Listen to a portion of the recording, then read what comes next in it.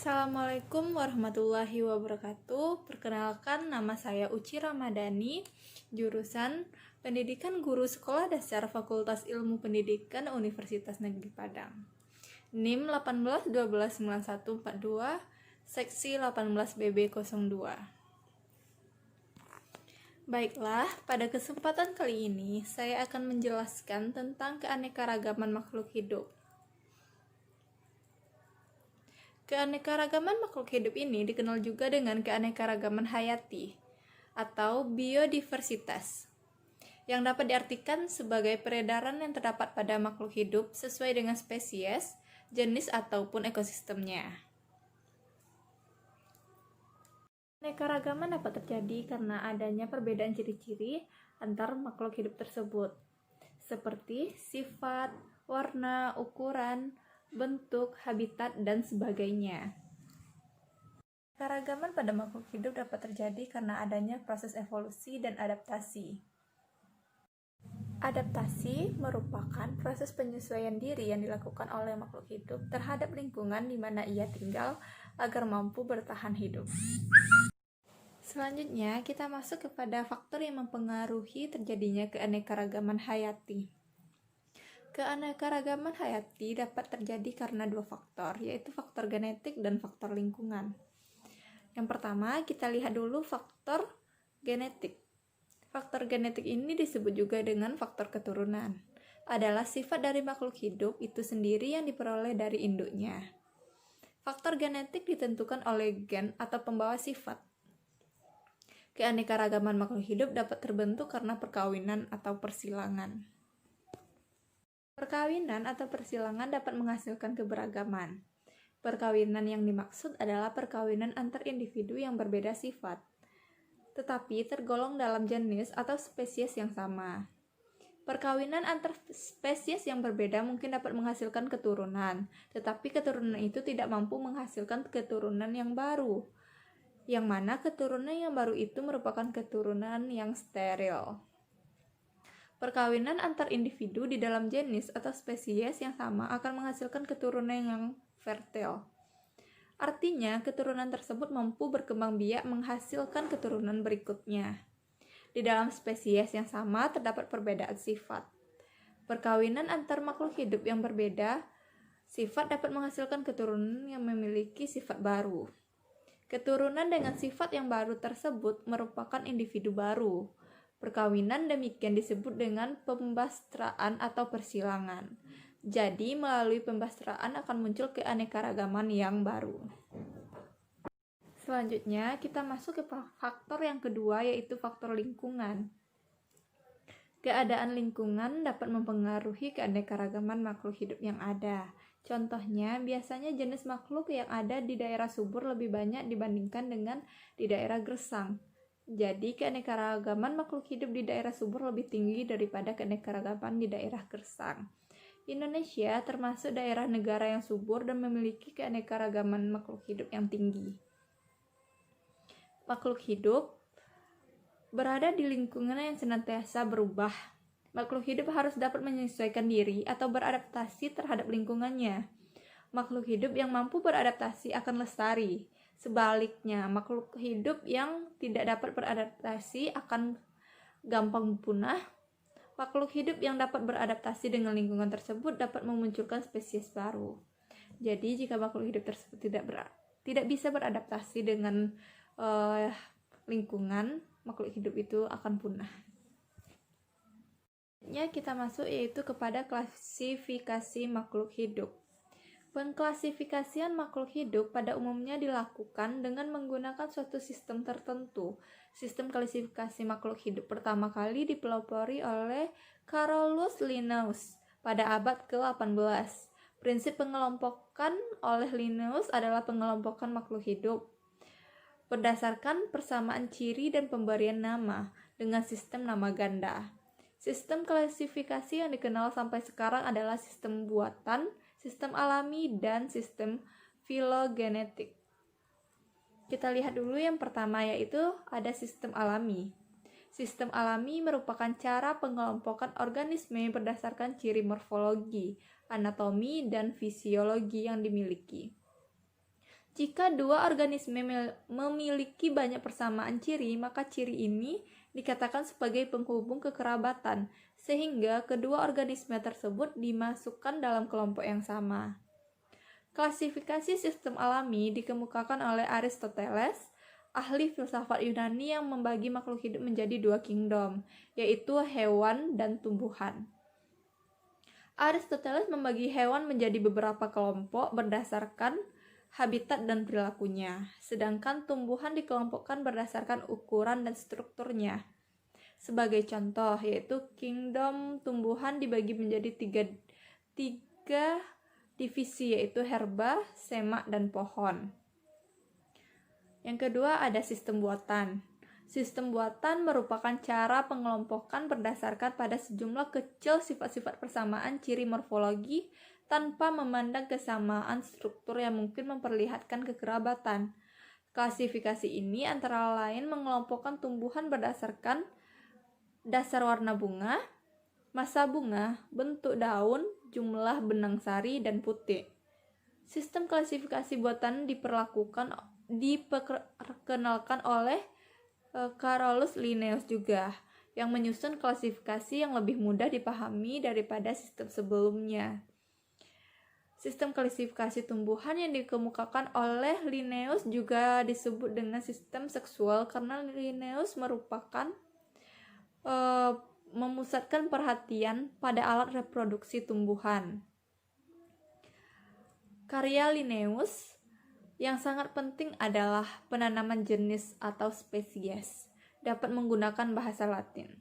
Bahasa Latin digunakan karena pada masa itu bahasa tersebut adalah bahasa ilmiah yang universal.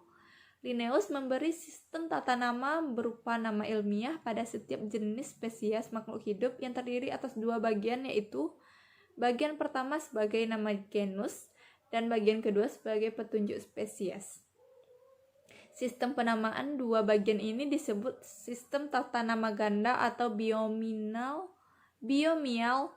nomenklatur. Selanjutnya kita masuk kepada sistem filogenetik. Sistem klasifikasi filogenetik muncul setelah teori evolusi, dikemukakan oleh para ahli biologi. Sistem ini disusun berdasarkan jauh dekatnya kekerabatan antar takson atau kelompok yang terbentuk dari pengklasifikasian. Yang satu dengan lainnya sekaligus mencerminkan perkembangan makhluk hidup. Pada sistem ini juga dijelaskan mengenai kesamaan susunan molekul dengan senyawa biokimia pada makhluk hidup yang memiliki fungsi yang berbeda pada tiap makhluk hidup. Pada dasarnya, klasifikasi filogenetik disusun berdasarkan persamaan fenotip, file, dan tingkah laku yang diamati. Sistem ini diperkenalkan oleh Charles Darwin lewat bukunya yang berjudul The Origin of Species, Mounds of Natural Selection. Dalam buku tersebut menyatakan adanya hubungan antar klasifikasi dan evolusi. Dasar pemikiran bahwa organisme berubah menjadi berbeda sifat atau cirinya dengan sifat dan ciri nenek moyangnya. Klasifikasi yang didasarkan pada hubungan filogenetik mengalami berbagai perkembangan. Klasifikasi ini diakui dan dipakai secara internasional. Ada beberapa sistem klasifikasi yang pernah dikenalkan oleh para ahli taksonomi, yaitu yang pertama ada sistem dua kingdom. Sistem dua kingdom adalah sistem klasifikasi yang pertama dikemukakan oleh Aristoteles, yang pada saat itu belum dikenal organisme mikroskopis. Dalam sistem ini, organisme dibedakan atas dua, yaitu kingdom Plantae dan kingdom Animalia. Yang kedua yaitu ada sistem tiga kingdom. Sistem tiga kingdom muncul setelah adanya mikroskop, yang mengungkapkan adanya makhluk mikroorganisme bersel satu atau uniseluler, dan bersel banyak yaitu multiseluler, yang memiliki ciri hewan dan tumbuhan. Makhluk hidup tersebut dikelompokkan tersendiri, yaitu kingdom protista, kingdom plantae, dan kingdom animalia. Selanjutnya ada sistem 4 kingdom. Sistem 4 kingdom berkembang setelah dalam struktur sel ditemukan inti sel yang tersebar dalam sitoplasma. Hal ini terjadi karena tidak ada membran yang membungkus inti yang disebut prokariotik. Selain itu, dikemukakan juga organisme eukariot, yaitu organisme yang inti selnya telah mempunyai membran inti. Sistem 4 kingdom ini terdiri atas kingdom Monera, kingdom Protista, kingdom Plantae, dan kingdom Animalia. Selanjutnya ada sistem 5 kingdom, yaitu sistem 5 kingdom dikembangkan oleh Whittaker tahun 1969 dan banyak didukung oleh ilmuwan biologi. Pada sistem ini, jamur dipisahkan dari kingdom Plantae berdasarkan ciri struktur sel dan cara memperoleh makanan. Kemudian dikenal klasifikasi sistem 5 kingdom ini, yaitu kingdom Monera, kingdom Protista, kingdom Fungi atau jamur, kingdom Plantae, dan kingdom Animalia. Selanjutnya adalah manfaat keanekaragaman makhluk hidup atau manfaat keanekaragaman hayati. Manfaat yang pertama yaitu kita lihat dari manfaat ekonomi. Keanekaragaman hayati jenis hewan atau fauna dan tumbuhan atau flora dapat diperbaharui dan dimanfaatkan secara berkelanjutan. Beberapa jenis kayu memiliki manfaat bagi kepentingan masyarakat Indonesia maupun untuk kepentingan ekspor. Jenis kayu-kayu tersebut antara lain adalah kayu ranum, kayu gaharu, merariti, dan jati. Jika diekspor akan menghasilkan devisa bagi negara kita. Selanjutnya adalah manfaat ekologi. Keanekaragaman hayati. Keanekaragaman ini merupakan komponen ekosistem yang sangat penting. Misalnya hutan hujan tropis. Hutan hujan tropis memiliki nilai ekologi atau nilai lingkungan penting bagi bumi, yaitu merupakan paru-paru bumi. Kegiatan fotosintesis hutan hujan tropis dapat menurunkan kadar karbon dioksida di atmosfer, yang berarti dapat mengurangi pencemaran udara dan dapat mencegah efek rumah kaca. Manfaat yang kedua yaitu dapat menjaga kestabilan iklim global, yaitu mempertahankan suhu dan kelembapan udara. Selanjutnya, manfaat makhluk hidup bisa kita lihat dari manfaat farmasi. Keanekaragaman hayati manusia telah lama menggunakan sumber daya hayati untuk kepentingan medis. Sedikitnya ada 5.100 spesies tumbuh digunakan masyarakat untuk ramuan olahan Cina. Sekitar 80% penduduk di dunia, lebih kurang 3 miliar, tergantung pada pengobatan tradisional. Selain pengobatan tradisional, pengobatan modern sangat tergantung pada keragaman hayati, terutama tumbuhan dan mikroba. Masyarakat aborigin Australia misalnya menggunakan banyak sekali tanaman lokal sebagai obat-obatan. Sebagian kecil obat-obatan aborigin telah dipergunakan secara luas sebagai obat-obatan di barat, seperti minyak eukaliptus untuk mencegah infeksi jalur pernafasan. Manfaat selanjutnya yaitu manfaat pada industri. Keanekaragaman hayati dapat dijadikan sebagai sumber pendapatan, dapat mendatangkan devisa untuk industri, misalnya untuk bahan baku industri, rempah-rempah, dan perkebunan. Bahan-bahan industri misalnya kayu gaharu dan cendana untuk industri kosmetik, kayu jati dan rotan untuk mebel, teh dan kopi untuk industri minuman, gandum dan kedelai untuk industri makanan, dan ubi kayu untuk menghasilkan alkohol. Rempah-rempah misalnya lada, vanila, cabai, bumbu dapur, perkebunan misalnya kelapa sawit dan karet. Selanjutnya ada manfaat ilmu pengetahuan dan teknologi. Keanekaragaman hayati merupakan lahan penelitian dan pengembangan ilmu yang sangat berguna untuk kehidupan manusia. Masih banyak yang bisa dipelajari tentang bagaimana memanfaatkan sumber daya hayati secara lebih baik, bagaimana menjaga dasar genetik dari sumber daya hayati yang terpakai, dan bagaimana untuk merehabilitas ekosistem yang terdegradasi. Selanjutnya kita lihat persebaran makhluk hidup. Persebaran organisme di bumi dipengaruhi oleh faktor lingkungan, sejarah geologi, dan penghambat fisik. Yang pertama kita lihat faktor lingkungan. Faktor lingkungan utama yang mempengaruhi terhadap persebaran makhluk hidup adalah faktor abiotik, daratan, perairan, dan lintang geografis, dan biotik, tumbuhan, hewan, dan jasad renik atau mikroorganisme. Yang kedua yaitu faktor sejarah atau geologi. Saat dunia masih bersatu dalam bentuk Pangea, kira-kira 200 juta tahun lalu, suatu spesies berada pada daerah dan bentuk yang sama. Kemudian, seiring berjalannya waktu, benua-benua mulai memisahkan diri. Spesies-spesies yang awalnya hidup dalam daratan yang sama kemudian terpisah. Spesies yang terpisah tersebut masing-masing mendapatkan lingkungan yang berbeda.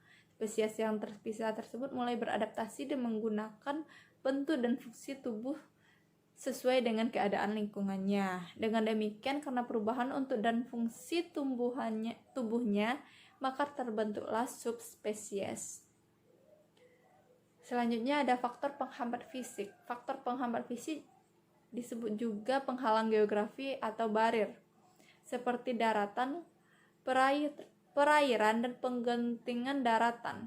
Contohnya adalah gunung yang tinggi, padang pasir, sungai, atau lautan membatasi penyebaran dan kompetisi dari suatu spesies. Contoh kasusnya adalah terjadi subspesies burung finch di Kepulauan Galapagos akibat isolasi geografis. Di kepulauan tersebut, Charles Darwin menemukan 14 spesies burung finch yang diduga berasal dari satu jenis burung finch dari Amerika Selatan. Perbedaan burung finch tersebut akibat keadaan lingkungan yang berbeda. Perbedaannya terletak pada ukuran dan bentuk paruhnya. Perbedaan ini ada hubungan dengan jenis makanan. Dari faktor-faktor tersebut, kita dapat menarik kesimpulan persebaran tumbuhan dan hewan juga didasarkan pada garis lintang bumi yang menunjukkan terdapatnya 4 wilayah iklim di bumi, yaitu tropis, subtropis, dingin, dan kutub. Perbedaan iklim tersebut selain jenis tanahnya akan memberikan perbedaan jenis tumbuhan yang hidup di sana karena faktor adaptasi dengan lingkungan. Dengan ketinggian lahan dari permukaan laut sampai ke puncak gunung yang paling tinggi juga menunjukkan perbedaan iklim yang mirip, yang menyebabkan pada daerah dataran rendah sampai ke dataran tinggi didiami oleh tumbuhan yang berbeda-beda. Sementara untuk persebaran hewan lebih ditentukan oleh letak atau wilayah geografis.